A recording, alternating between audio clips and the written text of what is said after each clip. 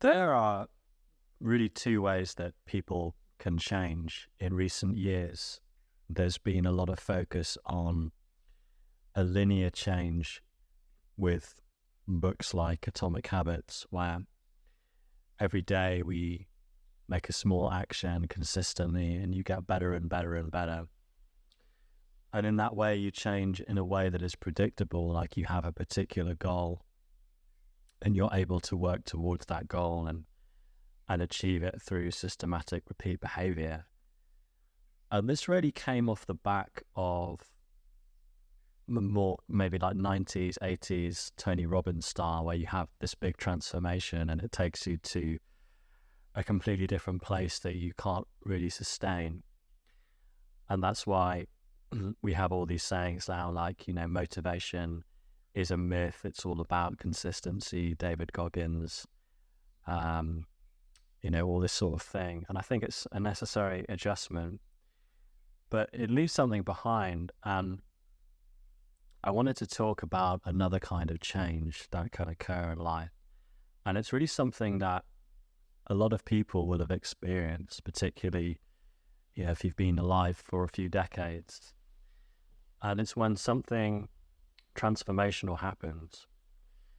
An example of this would be, the first time you have sex, or the first time somebody really close to you dies, like a parent or a grandparent, which is something that happened to me recently. And a friend of mine said this very beautiful and I think insightful thing, which is that when we have these transformative experiences, a portal opens next to us.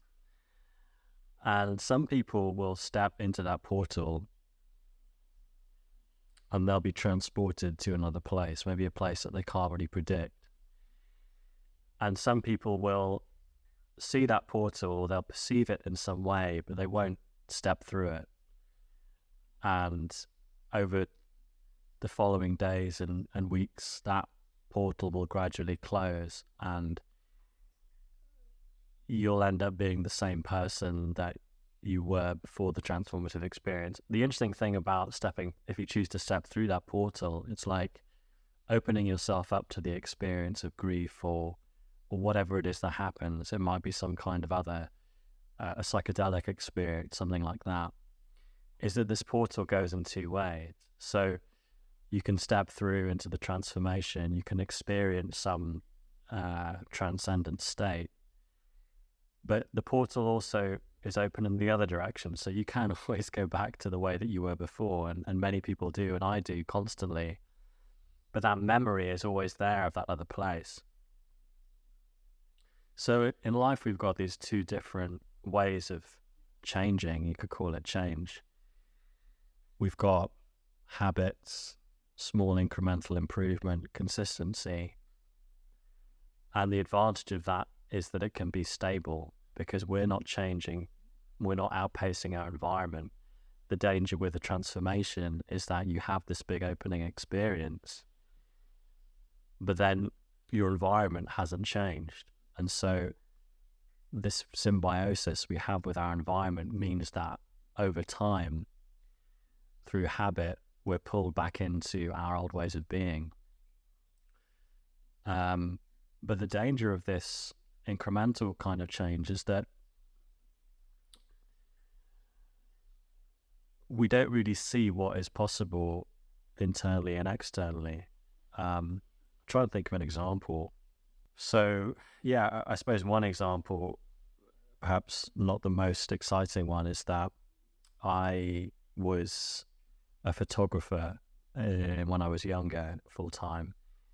And I was going from this stage of, being a kind of intern style, assistant. And then one day, somebody called me up out of the blue and asked me to photograph a big, important event. And I turned up at that event. I remember I was so nervous, I forgot to take the lens cap off the camera. And there was this guy who obviously noticed that I was nervous and he was, making fun of me. He's like, remember to take the lens cap off the camera. And of course, I succeeded in my job. I delivered the photos to the client and they were delighted with them. And I was like, well, okay, I can I can do this. I was tested and I succeeded.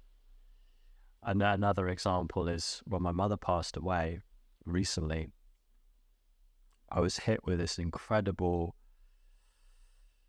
like, focusing beam of presence that it was like putting on a pair of glasses that made everything clear in a way that it hadn't been before. Just that we're all just marching off the edge of a cliff, and we don't know where that cliff is going to be. It's almost like we're walking backwards. We kind of have a sense, 20, 30, 40 years in the future, I'm not going to be here anymore. But how many of us are actually ready for that when it comes? I don't think my mum was ready for it, if I'm completely honest. And having that that experience in my bones, not as an abstract concept, but watching her leave life, made me a different person. So the question then becomes, well, can I sort of sustain and nurture this insight so that it becomes something that I can develop how I live my life?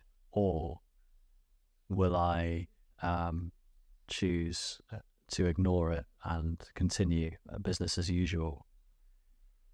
And so really we can learn from this first way of changing, which is that my environment has to support that insight. Like, I'm very lucky to have conversations with people and to have friends where I can talk about these things and be reminded of these things, because otherwise they just sort of fall away. But anyway, what do you think about these two ways of changing as people?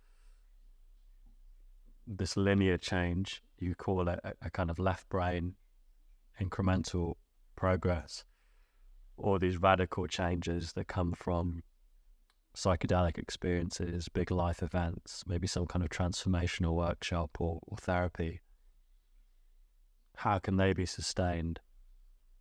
Have you had any of these experiences yourself? Let me know in the comments, and I look forward to hearing from you. Thanks for your time.